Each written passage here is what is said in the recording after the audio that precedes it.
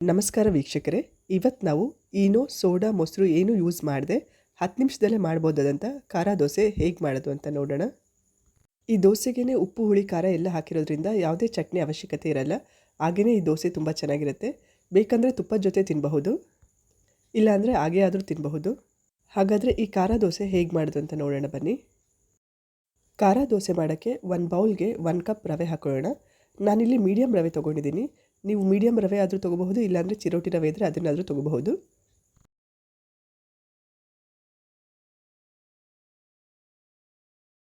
ಒಂದು cup ರವೆಗೆ 1 cup ನೀರು ಹಾಕಿ ಒಂದು 10 ನಿಮಿಷ ರವೆ ಎಲ್ಲ ಚೆನ್ನಾಗಿ ನೆನೆಯಕ್ಕೆ ಬಿಡೋಣ.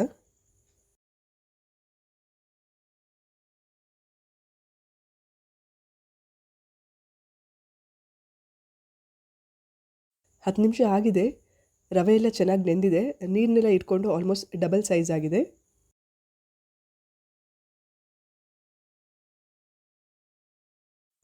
ಈಗ ನೆನೆಸಿಟ್ಕೊಂಡಿರೋ ರವೆನ ಮಿಕ್ಸಿ ಜಾರಿಗೆ ಹಾಕ್ಕೊಳ್ಳೋಣ.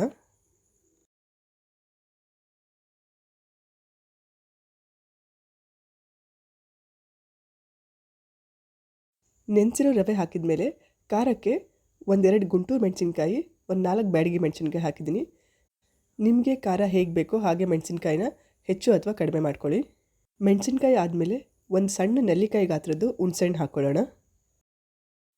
1/4 ಚಮಚ ಜೀರಿಗೆ, 1.5-2 ಚಮಚ ಸಂಬಾರ ಬೀಜದ ಬೀಜ ಅಥವಾ ಕೊತ್ತಂಬರಿ ಬೀಜ, ಅರ್ಧ ಕಪ್ ತೆಂಗಿನಕಾಯಿ, ರುಚಿಗೆ ತಕ್ಕಷ್ಟು ಉಪ್ಪು ಹಾಕಿ ಎಲ್ಲನೂ ನುಣ್ಣಗೆ ರುಬ್ಕೊಳ್ಳೋಣ.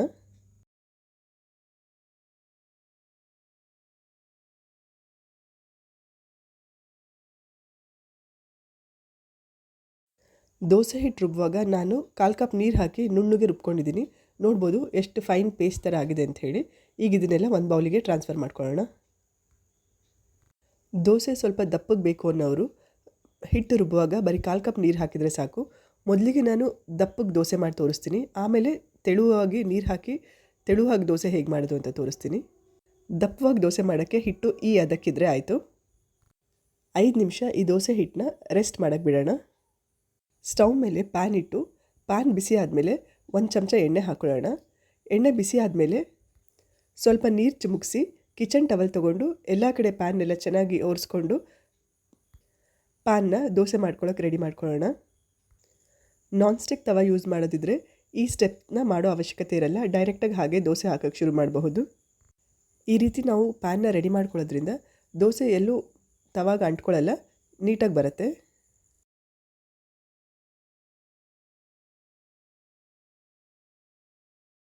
ಈಗ ನಾವು ರೆಡಿ ಮಾಡ್ಕೊಂಡಿರೋ ದೋಸೆ ಹಿಟ್ಟನ್ನ 1 ಸ್ಪೂನ್ ತವಾ ಮೇಲೆ ಹಾಕಿ ಚೆನ್ನಾಗಿ ಸ್ಪ್ರೆಡ್ ಮಾಡ್ಕೊಳ್ಳೋಣ.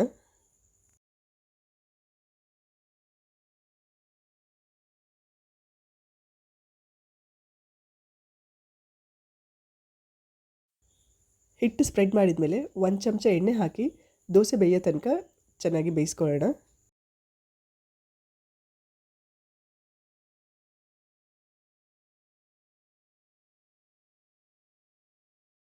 ಸ್ವಲ್ಪ ಲೈಟಾಗಿ ದೋಸೆ ಕಲರ್ ಚೇಂಜ್ ಆಗುವಾಗ ದೋಸೆನ ಮಗಚಾದರೂ ಬೇಯಿಸ್ಕೋಬಹುದು, ಇಲ್ಲಾಂದರೆ ಹಾಗೆ ಕೂಡ ಸರ್ವ್ ಮಾಡಬಹುದು.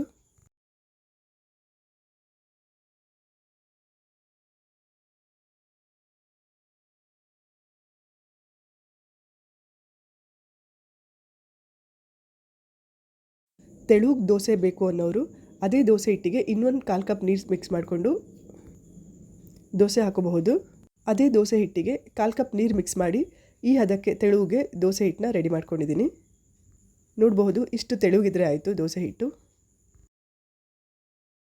ಹಂಚ ಮೇಲೆ ಸ್ವಲ್ಪ ನೀರು ಚಿಮುಕಿಸಿ ನಾವು ತೆಳುಗೆ ಮಾಡಿಟ್ಕೊಂಡಿರೋ ದೋಸೆ ಹಿಟ್ಟನ್ನ ತವಾ ಮೇಲೆ ಹಾಕಿ ಚೆನ್ನಾಗಿ ಸ್ಪ್ರೆಡ್ ಮಾಡೋಣ. ಇನ್ನು ತವಾ ಮೇಲೆ ಹಾಕಿ ಸ್ಪ್ರೆಡ್ ಮಾಡುವಾಗ ಗ್ಯಾಸ್ ಸ್ಟವ್ದು ಫ್ಲೇಮು ಹೈಯಲ್ಲಿರಲಿ. ದೋಸೆ ಸ್ಪ್ರೆಡ್ ಮಾಡಿದ ಮೇಲೆ ನಿಮಗೆ ಕ್ರಿಸ್ಪಿ ದೋಸೆ ಬೇಕು ಅಂದರೆ ಫ್ಲೇಮ್ನ ಲೋವಲ್ಲಿ ಇಟ್ಕೊಂಡು ಬೇಯಿಸ್ಕೊಳ್ಳಿ, ಅಥವಾ ಮೀಡಿಯಮಾಗಿ ಬೇಕು ಅಂತ ಹೇಳಿದರೆ ಲೋ ಟು ಮೀಡಿಯಮ್ ಇದ್ದದಲ್ಲಿ ಇಟ್ಕೊಂಡು ಬೇಯಿಸ್ಕೋಬಹುದು. 1 ಚಮಚ ಎಣ್ಣೆ ಹಾಕಿ ದೋಸೆ ಕಲರ್ ಲೈಟಾಗಿ ಚೇಂಜ್ ಆಗೋ ತನಕ ದೋಸೆ ಬೇಯಿಸ್ಕೊಳ್ಳೋಣ.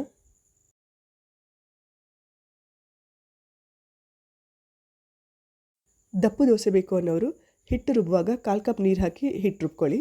ತೆಳುಗೆ ಈ ಥರ ದೋಸೆ ಬೇಕು ಅನ್ನೋರು ಹಿಟ್ಟು ರುಬ್ಬುವಾಗ ಅರ್ಧ ಕಪ್ ನೀರು ಹಾಕಿ ಹಿಟ್ಟು ರುಬ್ಕೊಳ್ಳಿ. ಈ ಖಾರ ದೋಸೆ ಹಳೆ ಕಾಲದ ಅಡಿಗೆ. ಹಳೆ ಕಾಲದಲ್ಲಿ ಅಕ್ಕಿ ನೆನೆಸಿ ಈ ಥರ ದೋಸೆ ಮಾಡ್ತಿದ್ರು.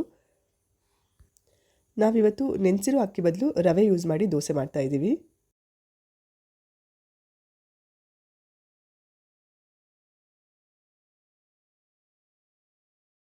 ನಮಗೆ ದೋಸೆ ಕೆಂಪು ಕಲರ್ ಬೇಡ ಅಂದರೆ ಹಸಿರು ಕಲರ್ ಕೂಡ ಮಾಡ್ಕೋಬಹುದು.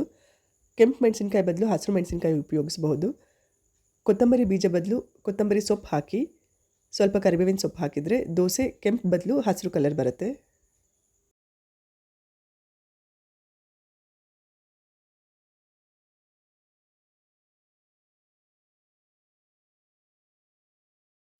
ಈ ಖಾರ ದೋಸೆನ ಚಟ್ನಿ ಅಥವಾ ತುಪ್ಪದ ಜೊತೆ ಸರ್ವ್ ಮಾಡಬಹುದು. ನನಗೆ ಪರ್ಸ್ನಲಾಗಿ ಈ ದೋಸೆ ಚಟ್ನಿ ಅಥವಾ ತುಪ್ಪದ ಜೊತೆ ಅಷ್ಟು ಚೆನ್ನಾಗಿ ಅನಿಸ್ಲಿಲ್ಲ. ಹಾಗೆಯೇ ತುಂಬ ಚೆನ್ನಾಗಿದೆ. ಚಟ್ನಿ ಜೊತೆ ತಿನ್ನುವಾಗ ದೋಸೆದು ಟೇಸ್ಟ್ ಎಲ್ಲ ಕಡಿಮೆ ಅಂತ ಅನಿಸುತ್ತೆ. ಈವನ್ ತುಪ್ಪದ ಜೊತೆ ತಿನ್ನುವಾಗಲೂ ಅಷ್ಟೇ ಆ ದೋಸೆದು ಖಾರ ಉಪ್ಪು ಎಲ್ಲ ಕಡಿಮೆ ಆಗೋಗುತ್ತೆ.